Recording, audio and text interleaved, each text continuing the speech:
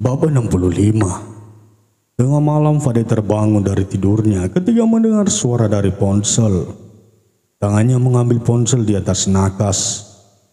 Kemudian mengangkat panggilan dari nama kontak, Linda, dilengkapi dengan emotikon hati berwarna merah. Fade menghela nafas. Ia segera mengangkat panggilan itu. Ia sudah menunggu sejak tadi. Namun kekasihnya itu tidak kunjung datang. "Kamu di mana, Linda?" tanya Fade langsung setelah jarinya menekan tombol hijau. "Maaf, sayang. Malam ini aku tidak pulang. Temanku baru saja putus dari kekasihnya dan dia butuh teman." "Maksudmu kau mau menemaninya begitu?" tanya Fade serak.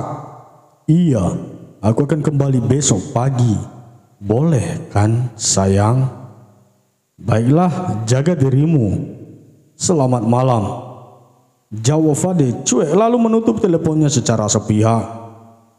Fade melirik jam di kamarnya yang sudah menunjukkan pukul 2 pagi. Kepalanya sakit sekali setelah dirinya minum minuman tadi malam. Fade bangkit dari tempat tidurnya. Ia memilih untuk ke kamar mandi dan mencuci mukanya. Ia tidak akan bisa kembali tidur, apalagi kepalanya sakit begini. Apa yang harus aku minum untuk meredakan sakit kepala ini?" gumam Fade menjambak rambutnya sendiri. Fade terdiam beberapa saat. Ia menatap dirinya di cermin besar yang ada di hadapannya saat ini. Wajah tampannya tampak sedikit pucat dengan mata merah dan berair. "Jika kamu sedang sakit kepala, minum teh jahe, Fad. Aku akan buatkan bubur. Kamu harus makan agar pusingmu segera hilang." Fade teringat pada ucapan Firda yang selalu menasihati dirinya ketika dirinya jatuh sakit. Firda marah, namun ia juga melayani dan merawatnya sampai sembuh. Fade masih sangat ingat ketika dirinya dulu kepergok minum-minum dengan temannya.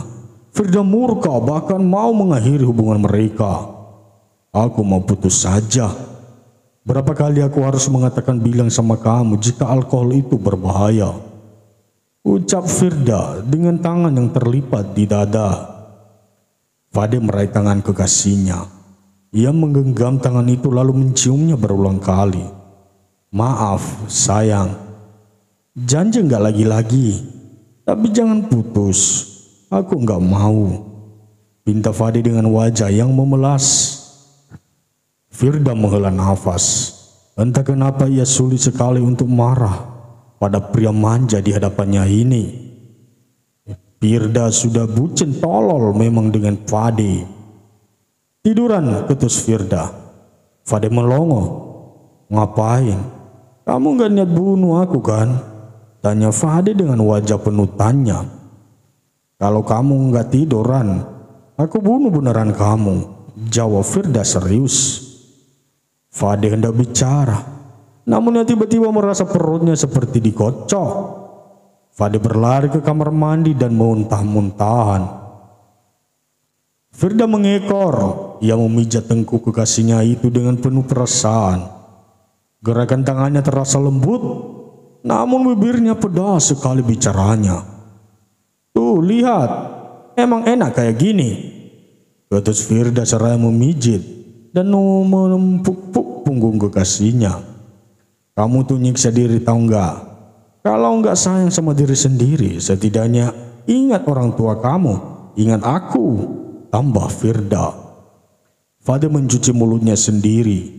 Ia lalu membalik badan dan memeluk tubuh kekasihnya dengan sangat manja. "Benar nggak lagi-lagi, sayang? Sudah dong marahnya. Aku kan lagi sakit," kata Fade. Firda menghela nafas sabar. Ia mengusap dadanya agar bisa lapang menerima segala sikap manja kekasihnya. Firda pun membantu Fade untuk berbaring di atas ranjang. Ia juga menyelimuti pria itu sampai batas perut saja. "Pusing pasti kepalanya?" tanya Firda menebak. Fade mengangguk dengan wajah polosnya, membuat Firda gemas dan ingin sekali menamparnya. Kamu kalau lagi pusing, minum teh jahe, ucap Firda memberitahu. Tunggu di sini ya, aku buatkan dulu sekalian sama bubur. Kamu harus makan supaya cepat sembuh. Tambah Firda lalu beranjak dari kamar apartemen Fade. Fade menatap kepergian kekasihnya dengan senyuman lebar. Ia bersyukur sekali memiliki kekasih yang sangat perhatian seperti Firda. Aku semakin yakin untuk membawa kamu ke jenjang pernikahan, Fir. Kamu yang terbaik, dan kamu cuma punya aku, gumam Fade. Fade meninju kaca di depannya hingga pecah dan menyisakan luka di tangan pria itu. Darah yang keluar mulai menetes dan sedikit menempel pada kaca yang bentuknya sudah tidak beraturan. Brongsek! Umpat Fade mengacak-acak rambutnya. Fade kesal, entah mengapa ia harus mengingat Firda saat ini. Kenapa bukan Linda? Fade akui memang saat berpacaran dengan Linda dulu, wanita itu tidak memiliki rasa peduli dan perhatian seperti Firda. Tapi perhatian dan peduli apa gunanya jika sikap di balik itu semua sangat menjijikan? Fade mencuci tangannya. Ia sedikit meringis saat merasakan perih karena lukanya terkena air. Setelah merasa beres, Fade pun keluar dari kamar mandi dan pergi ke dapur. Sakit di kepalanya masih belum, sehingga ia memutuskan untuk membuat teh jahe. Minuman yang biasa Firda buat untuk menghilangkan rasa sakit kepalanya dulu. Fade mengambil teh jahe kemasan yang ia punya. Ia yakin sekali bahwa rasanya akan beda. Sebab Firda membuat teh jahe secara alami, bukan kemasan seperti ini. Firda, lupakan gadis itu, geram Fade dengan tangan terkepal. Apartemen ini masih sama dengan apartemen saat dirinya dan Firda menjalin hubungan dulu. Sehingga setiap tempat yang ada di apartemen itu memiliki kisah masa lalu tersendiri. Fad, jangan buat aku melemparkan spatula panas ini ke wajah kamu ya. Ucapan Firda di setiap tempat terus berputar di telinga dan ingatan Fade. Pria itu benar-benar terusan terbayang akan sosok gadis yang dulu sangat ia cintai. Fade berusaha untuk tidak peduli. Ia membawa segelas teh jahe yang telah ia buat dan meminumnya perlahan. Benarkan, rasanya berbeda dari buatan Firda dulu.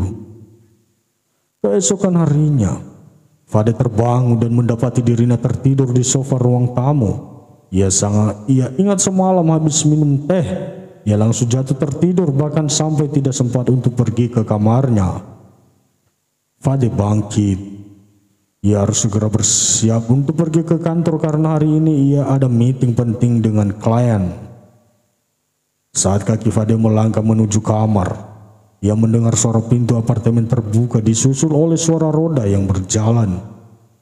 Sayang, Linda membuka tangannya lebar ketika melihat kekasihnya. Fade membalik badan.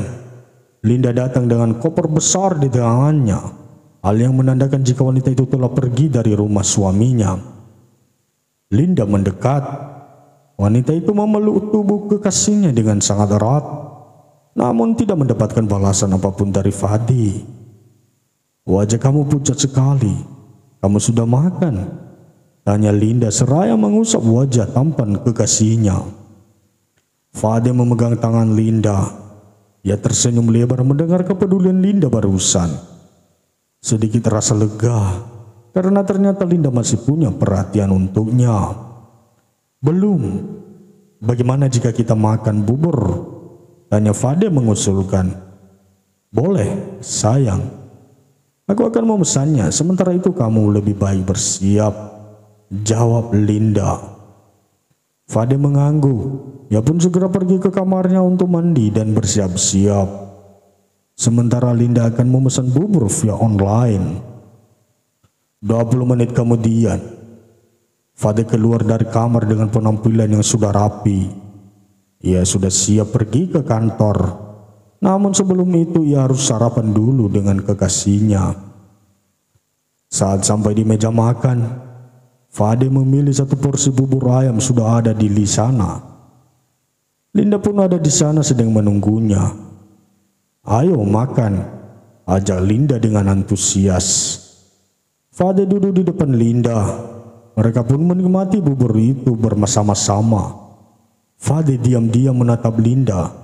Ia berusaha untuk menemukan sesuatu yang bisa membuat hatinya lega. Sejak mendengar ucapan Firda kemarin, hatinya mulai resah dan tidak tenang.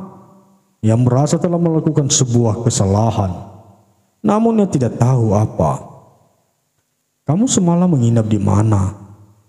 tanya Fade seraya menyuap bubur ke dalam mulutnya. Linda tiba-tiba tersedak. Wanita itu meraih segelas air lalu menegaknya sampai tersisa setengah. Aku menginap di apartemen temanku," jawab Linda sedikit terbata. Fade manggut-manggut. Ia tidak akan bertanya banyak hal kepada Linda karena ia ingin sekali percaya pada kekasihnya itu. Namun hatinya tidak mengizinkan. "Apa kegiatan kamu hari ini? Apa ada pemotretan?" tanya Fade lagi. "Tidak ada. Aku hanya ingin istirahat di rumah," jawab Linda seraya memijat tengkuknya. Fade manggut-manggut. Ia pun bangkit dari duduknya setelah sarapan sudah selesai. Sebelum berangkat, tentu saja Linda akan memeluk dan mencium pipi kekasihnya dulu, dan dibalas Fade dengan mengecup keningnya. Linda selalu senang setiap kali Fade menciumnya, meski hanya di kening saja. Entah kenapa pria itu selalu saja menolak jika ciuman di bibir. "Hati-hati sayang," ucap Linda melambaikan tangannya. Fade tersenyum. Ia membalas lambaian tangan kekasihnya lalu benar-benar pergi dari apartemennya. Sebelum memasuki lift, tiba-tiba Fade mendapatkan telepon dari orang suruhannya. "Ke kantorku di jam makan siang," kata Fade lalu menutup teleponnya sepihak.